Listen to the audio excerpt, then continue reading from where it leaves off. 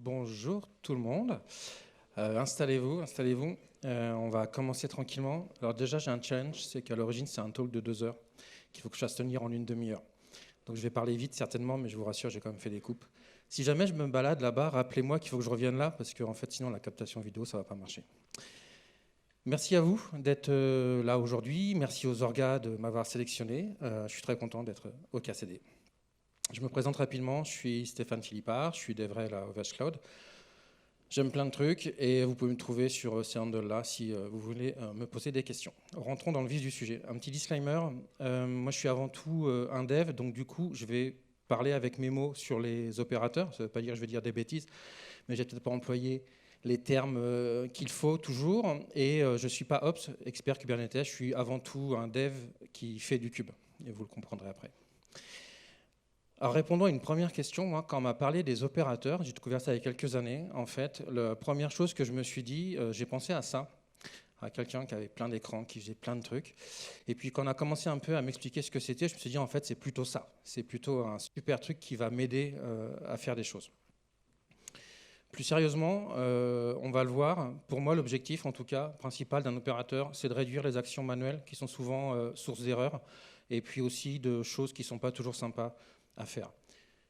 Du coup, avant de vous montrer un peu comment on fait pour développer des opérateurs, je voulais qu'on reparte sur les bases. Peut-être que vous ne connaissez pas toutes et tous ce que c'est, donc on va voir un peu les bases des opérateurs. Du coup, j'ai fait mon feignant dans un premier temps. J'ai recopié la doc qu'il y a dans Cube parce que je trouve qu'elle résume bien. L'idée, c'est vraiment de ressembler à un opérateur humain, notamment en faisant toutes les tâches que l'on a lorsqu'on déploie une application sur Cube. C'est de la maintenance, de l'installation, de la réaction sur des erreurs et surtout, on est des devs.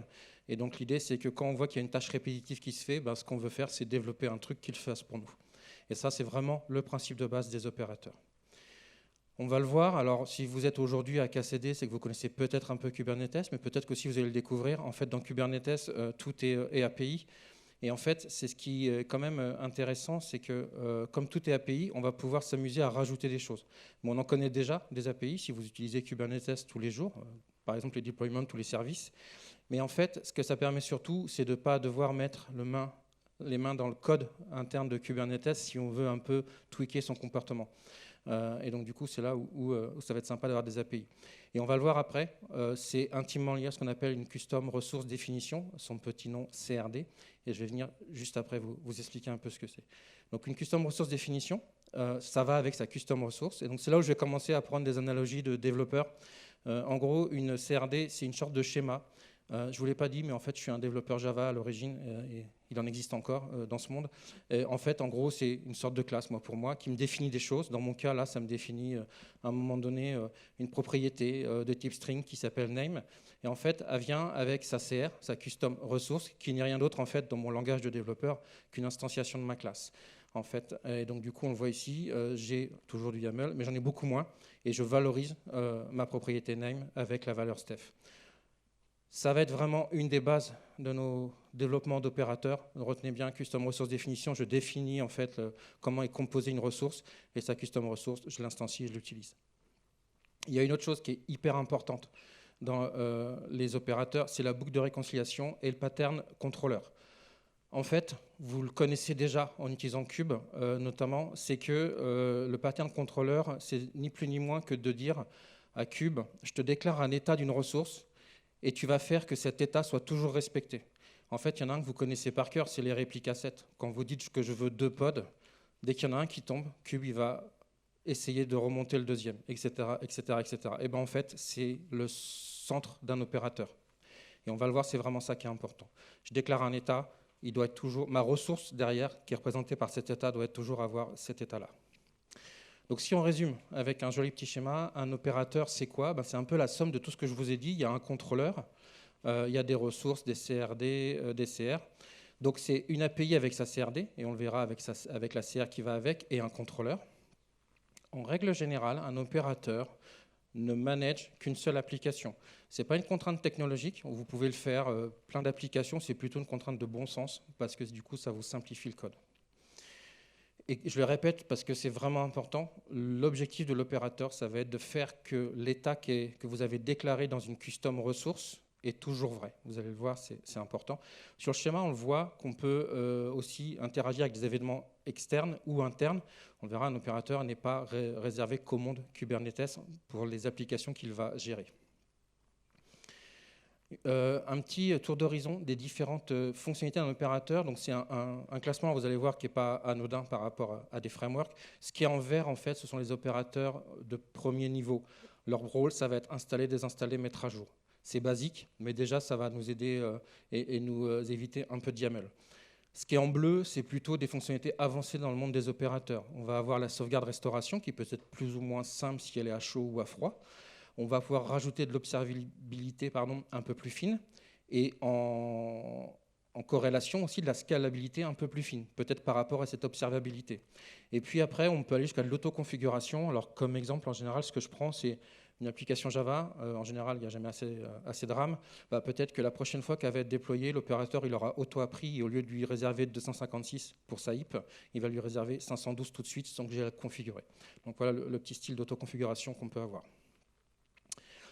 Une dernière chose sur la partie théorique, entre guillemets. Alors c'est peut-être évident si vous connaissez le monde des opérateurs et peut-être que là, vous, ça va vous paraître évident si vous le découvrez. Mais en fait, un opérateur, on va le voir, ce n'est qu'un pod dans Kubernetes qui exécute une application qui va au final héberger mon contrôleur. Donc au final, au début, les opérateurs, fallait être ceinture noire de Go. En fait, non, je vais pouvoir l'écrire avec n'importe quel langage, parce que je vous l'ai dit, c'est des API au final que je vais manipuler. Donc c'est cool, c'est que n'importe quel langage, et donc avec mes API ou un client compatible. Et si je suis un peu feignant, comme moi je le suis en tant que développeur, je vais utiliser plutôt un framework qui va encore plus m'abstraire des choses. Alors, peut-être que pour certaines et certains d'entre vous, c'est frustrant parce que vous aimez savoir ce qui se passe vraiment derrière. Moi, j'aime bien le côté framework où ça va me permettre de rentrer tout de suite dans l'utilisation en fait, de ce que je veux faire. Donc le but des frameworks, vous en avez l'habitude, on va se simplifier la vie, que ce soit sur la construction ou sur le packaging, on va le voir. Donc en fait, c'est plus simple en général que la prise en main des API ou des clients. On peut se concentrer sur le code métier. Alors, quand j'appelle code métier, je vous ai parlé de la boucle de réconciliation, etc. Vous allez voir que en fait, les frameworks vont vous permettre de ne pas gérer cette boucle de réconciliation pour vous. Donc c'est vraiment vous concentrer sur ce que doit faire votre opérateur. Un des plus connus, si vous avez croisé au moins une fois des opérateurs, juste rapidement, qui en a déjà utilisé? Ouais, c'est là qu'on voit que Kubernetes c'est legacy, ou alors je suis peut-être à la conf où tout le monde connaît Kubernetes. Qui en a déjà développé? Ok, bon, c'est cool. Bon, je vais faire attention de ne pas dire de bêtises. Donc le plus connu, opérateur SDK. Donc vous voyez qui permet de faire un opérateur avec, alors je dis 3 technos parce qu'il y a Helm et Ansible, donc je ne parle pas de langage, mais c'est parce que j'aime pas trop ces deux trucs-là. Bref, on retrouve les niveaux que je vous ai expliqués tout à l'heure. C'est là où c'était pas anodin. Le niveau 1 et 2, c'était ce qui était vert, et les autres, c'est ce qui est bleu. Donc en Helm, en fait, on peut faire du 1 et 2. Alors, ils avaient annoncé il y a quelques années qu'on pourrait faire plus, mais pour l'instant, ce n'est pas sorti. Et après, avec Ansible et Go, on peut tout faire, et nous, on va voir des exemples un peu plus tard. Donc, les principales fonctionnalités de ce SDK, c'est basé sur KubeBuilder. Je ne sais pas si vous connaissez. En tout cas, ça permet de faire plein de choses cool juste en mettant des métadatas dans notre dev, donc notamment les airbags qui sont un peu, moi, la bête noire. On peut créer facilement un squelette applicatif. Vous allez le voir, c'est assez simple de démarrer un projet au final. On peut bien sûr générer toutes nos custom resource définitions. Vous l'avez vu, hein, c'est des gros YAML. Moi, c'est pas le truc qui me plaît le plus. Donc du coup, moi, ce que j'aime bien, c'est que là, avec toujours pareil, mon approche dev, je vais faire que du dev et je vais pas faire de YAML. Donc c'est plutôt cool. Et puis le contrôleur, je vous l'ai dit aussi, il va le gérer pour moi. La boucle de réconciliation, l'exécution locale et le débugage possible. Alors, on l'oublie avec Helm, hein. Encore une fois, c'est pas entre guillemets un langage. En tout cas, en Go, on peut faire du débugage, donc ça c'est plutôt cool. Le packaging, bien sûr, on le verra, le déploiement aussi. Et puis, celui-ci est nativement intégré, en tout cas, il vous package nativement avec OLM, donc en fait, qui est une sorte de hub à la Docker Hub où vous pouvez déployer vos opérateurs pour simplifier leur distribution et leur utilisation. Je vous l'ai dit, je suis un développeur Java. Du coup, il y a quelques années, je me suis dit, ouais, c'est cool. Bon, je ne suis pas hyper fan de M, mais j'en ai fait beaucoup, comme beaucoup d'entre nous. Je pense que c'est devenu quasiment legacy dans certaines entreprises. Je ne suis pas un gros fan de Go, je suis désolé. Et je ne connais pas Ansible. Par contre, je suis un développeur Java. Et du coup, j'ai été voir, et ce framework-là existait il y a quelques années, fortement poussé par Red Hat, mais qui est 100% communautaire, donc là-dessus, il n'y a pas de souci. Et en fait, qu'est-ce qu'il fait? Il fait des choses un peu similaires de ce qu'on a vu là sur l'autre framework. Alors, il est basé sur Fabric 8. Si vous développez un peu en Java et que vous voulez interagir avec Kubernetes, je vous conseille vraiment, et si vous ne connaissez pas Fabric 8, allez-y, c'est peut-être le meilleur framework qui existe pour vraiment dialoguer avec un kube ou avec du Docker en Java, c'est vraiment très très cool. Bien sûr, on peut créer aussi le projet comme avec l'autre framework, alors uniquement pour le mode Quarkus, j'y reviendrai. Ça nous génère les CRD, le contrôleur, ça gère la boucle de réconciliation, tout pareil. On peut faire du débugage local, ça c'est cool. Nativement, il propose une intégration Spring Boot, Quarkus ou Core. Nous, aujourd'hui, on va voir Quarkus, parce que Quarkus, c'est cool. Et puis, bien sûr, ça nous package et ça nous le déploie de manière simplifiée.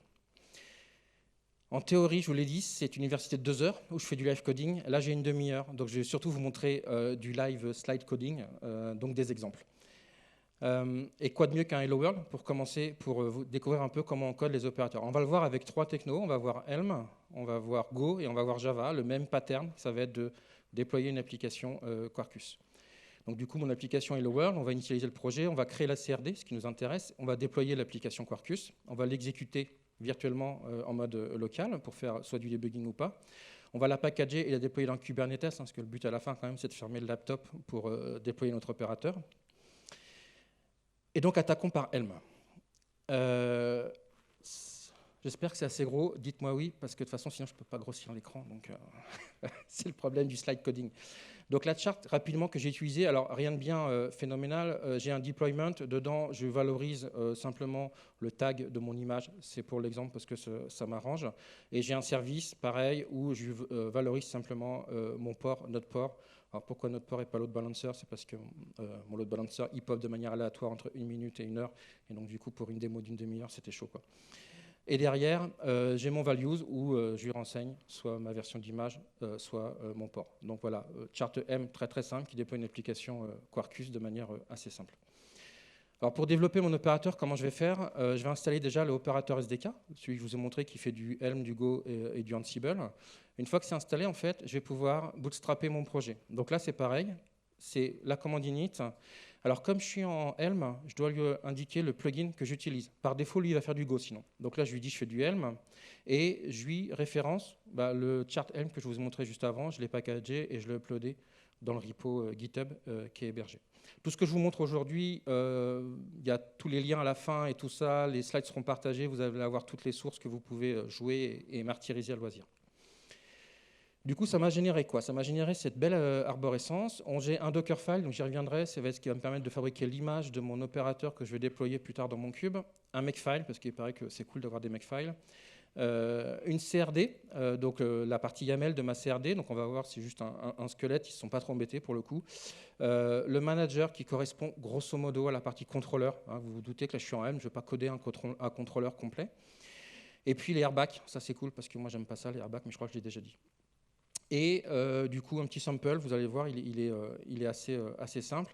Et en fait il me rapatrie aussi la charte Helm si jamais je veux un peu la regarder au moment où je fais ça. Du coup, ma CRD qui me génère, en fait, il ne s'embête pas, donc il me fait ma CRD Quarkus Helm chart. Et sur la spec et le status, il ne s'embête pas, il met object, comme ça, il est tranquille. Derrière, on va pouvoir mettre ce qu'on veut. Et du coup, en fait, c'est assez simple. Je fais un make install. Et une fois que j'ai fait un make install, par défaut, alors, je suis en mode dev, donc du coup, par défaut, il va m'installer ma CRD sur mon cluster où je suis cluster admin, à ne pas reproduire, bien sûr, sur tout ce qui est prod et autres environnements. Mais là, en tout cas, pour l'exemple, c'est plutôt cool. Il m'a installé ma CRD sur mon cluster cube et j'ai plus qu'à l'utiliser. Et au final, je peux le lancer en local quand même. Donc, je fais un petit run, mais ça m'a généré un binaire, Helm Operator, derrière qui est appelé, qui fait run. Et en fait, ce qu'on voit derrière, c'est que ça a généré du Go, en fait. Ou pas. Je vous dis que Helm, c'était pas bien. Alors moi, j'ai toujours mon écran. Je ne sais pas pourquoi ça a coupé. Ah, c'est revenu. Je ne dirai pas de mal de Helm, promis. Et on voit qu'il m'a démarré un contrôleur, pour moi. Donc du coup, vous vous souvenez du pattern, il a un contrôleur qui va tourner et qui va faire des choses. Donc si je veux maintenant utiliser un peu cet opérateur, donc vous vous souvenez, le but de l'opérateur, c'est de déployer une application Quarkus. Donc du coup, je prends ma custom ressource, je lui donne dedans une image version et un port, parce que c'était un peu l'idée, et je vais l'appliquer. C'est ce que j'ai fait en bas. Donc du coup, j'applique ma custom ressource, ça me crée un pod automatiquement et mon service. Vous savez, c'est le but de ma charte au final. Et puis, ça me positionne le port, ici, 30080, comme je lui ai demandé. Donc là, en fait, vous avez, par rapport à ce que j'ai dû développer, je n'ai pas fait grand-chose, mais du coup, ça m'a quand même déjà déployé mon opérateur qui gère pour moi le déploiement d'une application Quarkus. Alors, on n'est quand même pas sur l'effet waouh par rapport à un Helm install ou etc. Mais voilà, ça fait quand même le taf. Alors, bien sûr, derrière, on teste le curl, ça fonctionne nickel. Et pour supprimer l'application, je supprime ma custom resource. Pardon, j'en suis pas là. Vous vous souvenez, le contrôleur, son objectif, c'est toujours de garantir que vous êtes dans un état tel que vous l'avez déclaré. Par défaut, dans Cube, quand je supprime un service, en fait, il ne va pas me le recréer. Ce n'est pas une ressource qui doit être recréée. Je peux avoir le droit de supprimer mon service. Moi, mon opérateur, je lui ai demandé de créer un deployment une ressource. Donc, son taf, c'est de s'assurer que j'ai toujours un deployment une ressource. Donc, si je déploie mon service ici, vous voyez ici que juste 4 secondes après, il me l'a recréé parce qu'en fait, c'est son taf. Il doit recréer le service parce que ça fait partie du contrat de service en fait, que je lui ai demandé. Je vous l'ai dit, l'objectif, ce n'est pas de le faire tourner sur le laptop. Donc, les frameworks permettent de fabriquer l'image de manière très, très simple, de la déployer sur mon cluster Cube. Donc, je fais make deploy. Ça me déploie, du coup, cette fois, le pod qui contient mon opérateur. Et puis, derrière, je vais pouvoir refaire toute la démo que j'ai faite juste avant. Je crée ma custom ressource. Il me crée mon pod applicatif, mon service. Mon curl fonctionne. Là, cette fois, je supprime ma custom ressource. Du coup, lui, il va supprimer le deployment et le service. Et après, j'ai plus rien. Et derrière, je peux faire une deploy pour déployer mon opérateur si je le souhaite. Donc ça, c'était rapidement la partie Helm. C'était pour vous montrer en fait que si vous faites des chartes Helm chez vous, que vous ne faites pas d'opérateur, la marche, elle n'est pas très haute au final pour faire un opérateur, puisque le plus gros du taf est fait par la charte à l'origine. Donc en Go, alors je ne suis pas un développeur Go, souvenez-vous-en par rapport au code que je vais vous montrer. Donc ça marche pareil, j'init, là je n'ai pas de plugin parce que je suis en Go, c'est le langage par défaut du framework. Ça me crée de nouveau une arborescence, de nouveau un Dockerfile pour le déployer, de nouveau un Makefile, je n'ai pas souligné. Le manager, du coup, qui va se gérer un peu de tout ce qui est création en fait, des métadatas pour mon contrôleur, toujours mon airbag, et puis tout ce qu'il faut pour faire du Go bien comme il faut. Derrière, l'avantage en Go, c'est que là, je vais pouvoir aller un peu plus loin avec la CLI. Je vais pouvoir créer une API, donc ma CRD, associée à mon opérateur. Donc là, ça se passe par le create API, je lui donne du coup un kind, et surtout, je vais lui dire des ressources. Donc la ressource, il va me créer le code Go, qui va me représenter ma custom ressource, définition, pardon, et il va me créer aussi la version YAML, qui est dans config CRD base, et un sample, qu'on j'utiliserai après. Et si j'ai mes contrôleurs, il va me générer le contrôleur, donc on verra une coquille vide où je vais pouvoir mettre mon fameux code métier. La CRD, du coup, c'est une structure. Alors, par défaut, il nous génère une structure avec un petit champ string et puis un status qui est vide. Là, le YAML correspondant. Voilà. Et attention, grosse animation. En fait, vous retrouvez à chaque fois les champs spec avec leur composition dedans. Donc, tout ça, il le génère automatiquement à partir du code. Là encore, je ne fais pas de YAML, donc je suis un développeur heureux. Le contrôleur, en fait, donc avec KubeBuilder, j'ai mes métadatas de airbag, donc je vais pouvoir les définir ici si j'ai besoin. En tout cas, il l'a fait pour moi, donc ça c'est cool. Une méthode reconcile, c'est en fait mon contrôleur. Hein, c'est lui qui va être appelé à chaque fois que ma CR est modifiée ou que je reçois un événement qui demande à agir. Et puis aussi tout ce qu'il faut pour le démarrer comme il faut, comme il se doit au sein de mon cube. Derrière, ça c'est la CR exemple qui est générée, pour l'instant qui est vide. On y reviendra après. Du coup, vous vous souvenez, mon objectif, c'est de déployer une application Java. Donc, je vais de nouveau modifier la partie spec de ma custom resource définition. J'y mets toujours mon image version. Je lui remets mon port. Hein, je fais comme avec Helm au final. Derrière, là, je fais make manifest. Make manifest, il va me générer ma partie YAML. Et au final, dans mon YAML, alors je vous ai pas mis tout le code, dans la partie spec, on voit que je vais retrouver de nouveau mon image version et mon port. Le petit bonus, c'est que la description, c'est le commentaire que vous mettez dans le code Go au-dessus de votre champ. Donc c'est cool parce que ça vous génère aussi un peu de doc. Si vous faites un make install, il vous la déploie et allez sur le cluster, vous pouvez le vérifier. Derrière, je vous l'ai dit, j'aime pas trop le YAML. Du coup, pour créer mes deployments et mes services, cette fois, j'ai pas de chart, donc je vais le faire directement en code. Donc, je me crée une petite méthode. Alors, j'ai derrière, on dit pas un objet, mais en tout cas, je crée une ressource de type deployment. Et puis, ce qui m'intéresse dans mon cas, c'est que je peux la variabiliser en fait avec ce qui va se trouver dans la custom ressource que je vais créer. Dans mon cas, c'est le tag de l'image. Je fais exactement pareil pour le service. Je me crée une petite fonction service et puis dedans, je récupère le port que je déclare dans la custom ressource que je vais déployer. Là encore, l'avantage, c'est que par contre, par rapport à Helm, je suis dans du dev, donc je peux vraiment amener du dynamisme, de l'algorithmie dans la construction de mes ressources que je vais utiliser, donc c'est plutôt cool. Mon reconciler, donc mon contrôleur, il va faire deux choses. Il va gérer la suppression et il va gérer la création. Alors la suppression, en Go, c'est un peu plus complexe que ce que je vais faire en Java. Je vais avancer, c'est que je vais devoir créer un finalizer. Si vous ne connaissez pas trop les finalizers sur les custom ressources, en fait, c'est simplement une sorte d'étape, de point d'arrêt qui va dire je suis en train de supprimer un truc, est-ce que tu as quelque chose à faire? En gros, est-ce que tu as des choses à libérer? Donc c'est ce que je vais faire là. Donc en fait, la première chose, c'est que quand la custom ressource arrive, si elle n'a pas de finalizer, j'en rajoute un pour le jour où on va la supprimer. Et puis après, je vais réellement vérifier si je suis en train d'être supprimé. Et pour ça, en fait, la custom ressource, elle a un champ timestamp qui me permet de savoir s'il est positionné, que la custom ressource est marquée à être supprimée. Et si c'est le cas, la première chose, c'est que je vais la retirer. Je vais retirer le finalizer pour que vraiment il puisse la supprimer. Et puis, je vais derrière supprimer. Alors là, je mets à jour ma custom ressource, mais je vais surtout supprimer et mon deployment et mon service. Donc, je récupère mon deployment et après, je supprime. Je vais faire exactement la même chose avec le service. Je récupère le service et après, je le supprime. Et après, si je ne suis pas dans une suppression, ce qui m'intéresse derrière, c'est de créer des choses. Donc, je vais créer donc, un deployment avec la méthode, j'appelle la méthode de création de mon deployment, et je fais exactement la même chose avec mon service. Donc là, encore une fois, je fais tout en code. Moi, ça me convient bien parce que je suis développeur, et du coup, je n'ai pas fait de YAML pour gérer le déploiement de mon application Java. Ça ne veut pas dire que mes utilisateurs ne vont pas en faire, parce qu'ils vont devoir créer une custom ressource à un moment donné. La fameuse custom ressource à créer, donc elle est de type Quarkus Operator. Je retrouve en fait mon image version et mon port qui vont être utilisés dans le code, là où à chaque fois je faisais quarkuscr.getSpec.imageversion par exemple. On va retrouver exactement le même déroulement qu'avec Helm, c'est le même framework. Donc je fais un make install, ça va me déployer ma CRD. Je run, ça me le lance en local. Derrière, j'applique ma custom ressource de test, ça me crée mon pod, ça me crée mon service sur le bon port, je teste, heureusement ça fonctionne. Et si je supprime, ça me supprime bien mon application. J'ai vraiment le même déroulé, c'est le même framework, donc c'est normal que ça se déroule pareil. La seule différence, c'est que je l'ai fait en full code.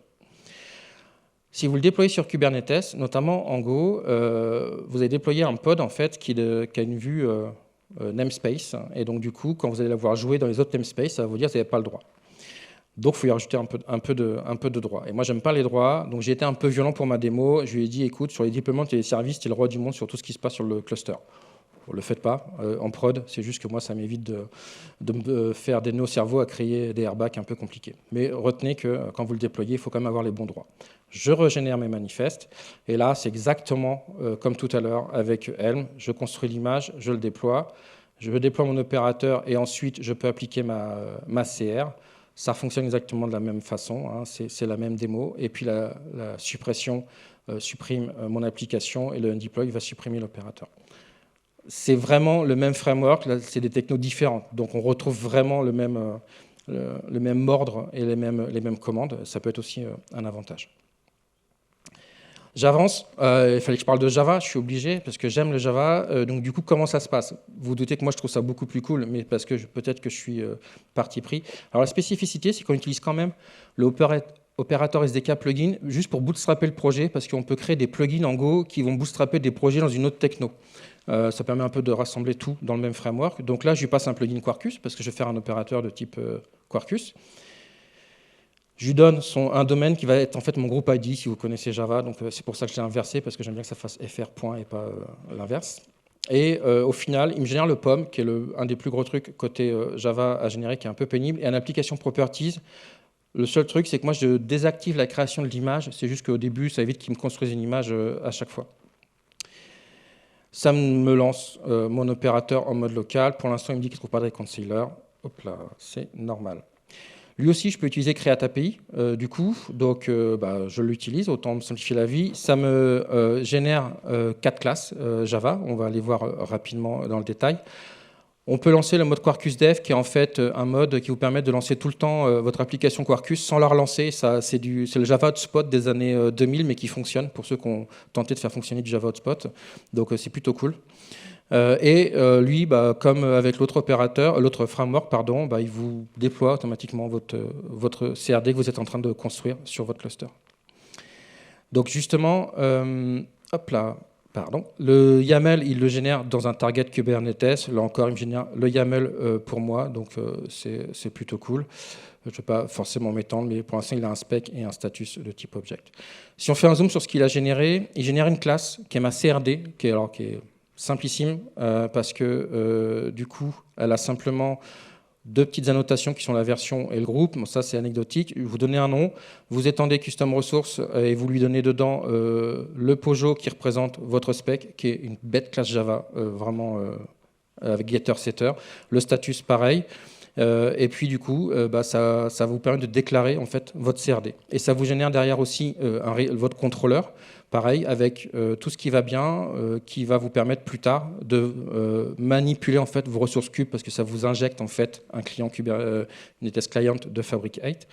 Et donc, du coup, vous n'avez plus qu'à faire votre méthode reconcile qui va être appelée à chaque modification de votre custom resource. J'accélère un peu, sinon je n'aurai pas le temps. La mise à jour et la CRD, c'est exactement comme en Go. En fait, dans mon spec, je vais déclarer un string et un int pour mon image et mon autre port. De nouveau, ça me met à jour le YAML, ça marche un peu pareil. J'ai fait exactement la même chose. J'ai créé une méthode qui me crée un deployment en valorisant de manière variable la partie image. J'ai fait exactement la même chose sur la partie service. Je vais revenir juste sur la dernière commande qui est soulignée en rouge, service.add_owner référence sur les deux. C'est en fait ce qui va me permettre de gérer le finalizer, mais de manière beaucoup plus cool parce que je ne vais pas le coder. Donc en fait, juste en faisant ça, quand je vais supprimer ma custom resource, il va aller supprimer toutes les ressources que j'ai flaguées comme dépendantes de cette custom resource. Et ça, c'est vachement cool en Java. Du coup, le reconciler, que je trouve aussi beaucoup plus cool parce que beaucoup plus concis, en fait, je récupère le namespace de ma custom resource et derrière, je lui dis fabrique-moi le deployment avec la méthode que je vous montrais juste avant. Crée-la ou remplace-la, c'est pas mon problème. Si elle existe déjà, tu la mets à jour. Si elle n'existe pas, tu la crées. Je fais pareil avec le service et donc du coup, je trouve ça beaucoup plus simple. Et sur la partie delete, en fait, j'ai juste rajouté une interface cleaner qui me permet de faire une action quand je supprime ma custom resource. Dans mon cas, je ne veux rien faire, donc du coup, c'est pour ça que je lui dis fais ton taf habituel de supprimer ce que tu dois supprimer. Mais si je voulais ici mettre des choses, je pourrais mettre des choses. Ma custom ressource d'exemple, vous en avez l'habitude maintenant, c'est toujours la même. Et je vais aller vite sur les commandes, ça marche exactement pareil. J'applique ma custom ressource. Si je regarde mes logs, en fait, je vois que mon opérateur commence un peu à bouger, à déployer l'application. Je peux la tester, je peux supprimer, il va la undeploy, passer dans la méthode undeploy, et bien sûr, du coup, il m'a tout enlevé. Je vais aller rapidement sur la partie déploiement sur Kubernetes. Là, je n'ai pas de metadata, donc il faut que je rajoute moi-même. C'est un peu le truc qui est un peu pénible. Je rajoute moi-même mes airbags à mon opérateur. Là encore, j'ai été très, très subtil, puisque je donne les droits de tout faire sur les secrets, les services accounts, les services et les deployments. Cette fois, je lui dis de fabriquer l'image. Wilda, c'est mon tag pour GitHub, pour Docker Hub, pardon. Je lui donne un nom d'image, un namespace où déployer cette fois l'opérateur. Et puis là, on va se retrouver avec, encore une fois, tout le même modus operandi. Je vais fabriquer mon image, et je vais la pusher. Et puis derrière, je vais pouvoir créer mon namespace, appliquer le fichier Kubernetes, qui est en fait un gros fichier que me fabrique le framework, où j'ai tout ce qu'il faut pour déployer mon opérateur, y compris tous les airbags. Et après, je peux de nouveau tester mon application comme il se doit. Normalement, elle doit fonctionner. Je peux la supprimer, il va faire le taf. Et j'ai plus qu'à appeler delete sur le kubernetes.yaml pour supprimer mon opérateur. Il me reste 1 minute si mon chrono est bon, donc je vais aller encore plus vite. Vous pouvez tester tout sur les codes que je vous ai montrés. N'hésitez pas à faire des issues, des PR si j'ai mis plein de bêtises, au contraire. Ce qu'il faut retenir avec Helm, je vais aller rapidement, c'est qu'on peut réutiliser votre charte Helm de votre boîte, et ça c'est cool, c'est un premier pas dans les opérateurs. Par contre c'est très simple, vous ne pouvez pas faire de débugage, et puis ça reste du Helm quand même, hein. Faut pas se mentir. En Go, c'est certainement le framework le plus utilisé, vous pouvez vraiment tout faire. Vous avez le mode local, le debugging, génération de plein de choses. À mon sens, ça reste quand même du Go à faire, donc c'est pas forcément le plus simple. Moi, Java, j'aime bien. C'est jeune, mais c'est super actif. Parfois, il y a des petites désynchros avec les plugins, mais ça va, c'est gérable. On peut quasiment tout faire. Il y a le mode local comme en Go, ça nous génère tout. C'est peut-être trop orienté Quarkus, mais Quarkus, c'est vraiment cool. Et c'est en Java. Les exemples d'opérateurs, si vous voulez savoir, en Java, il y a du Keycloak, de l'Apache Flink, Elastic pour Go et Helm. Il y en a encore quelques-uns, mais c'est en train de disparaître. Rapidement, je travaille pour OVH Cloud. Tout ce que je vous ai montré aujourd'hui, vous pouvez le tester sur nos merveilleux Kubernetes managés. Si vous avez envie, créer un compte, vous avez 200 € de voucher offert. Merci beaucoup. Je suis presque dans les temps. À gauche, c'est les feedbacks. Merci de me le donner. C'est la première fois que je le donne en 30 minutes. Donc, du coup, je suis super preneur de vos feedbacks. À droite, c'est les sources et les slides. Si vous voulez jouer avec, tester, me dire où il y a des coquilles, n'hésitez pas. Merci beaucoup.